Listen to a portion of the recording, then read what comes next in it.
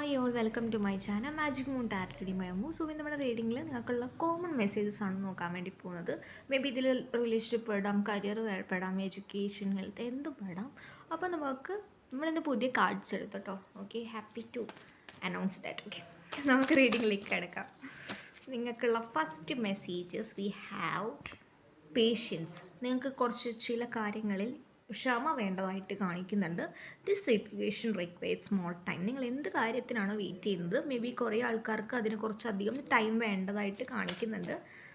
Okay, make a choice. ഒരു സിറ്റുവേഷനിൽ നിങ്ങൾക്ക് തീരുമാനമെടുക്കേണ്ടതായിട്ടുള്ള ഒരു സാഹചര്യം വരും. അതിനാണ് നിങ്ങൾക്ക് ഒരു ക്ഷമയോടെ കാത്തു നിൽക്കേണ്ടത് എന്നുള്ള രീതിയിലാണ് കാണിക്കുന്നത്. മേ ബി നിങ്ങൾക്ക് ഒരുപാട് ഓപ്ഷൻസ് ഉണ്ടാകാം. ഒരു കൺഫ്യൂഷൻ അടിച്ച് നിൽക്കുന്ന ഒരു സിറ്റുവേഷനിലൂടെ ആയിരിക്കാം ചിലപ്പോൾ നിങ്ങൾ കടന്നു പോകുന്നത്.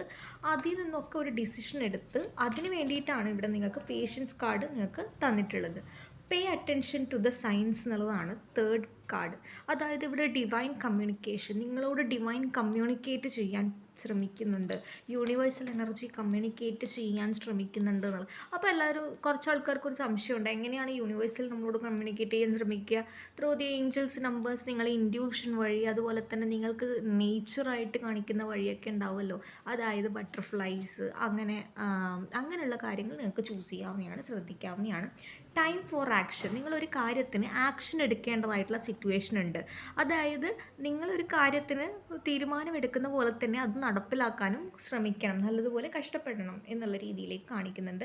കുറച്ച് ആൾക്കാർക്ക് പ്രൗഡ് ഓഫ് യു എന്നുള്ള രീതിയിലേക്കാണ്, നിങ്ങൾ ആഗ്രഹിച്ച തരമുള്ള സക്സസ് നിങ്ങളെ തേടി വരുന്നു എന്നുള്ള രീതിയിലാണ് കാണിക്കുന്നത്.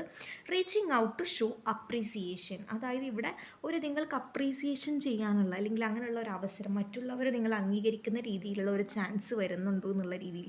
The new moment. കുറേ ആൾക്കാർക്ക് ഒരു മാജിക്കൽ നിമിഷം നിങ്ങൾക്ക് സമ്മാനിക്കുന്നുണ്ട് യൂണിവേഴ്സൽ എന്നുള്ളതാണ്. അത് നിങ്ങൾ അർഹിക്കുന്നു എന്നുള്ള രീതിയിലേക്കാണ് കാണിക്കുന്നത്.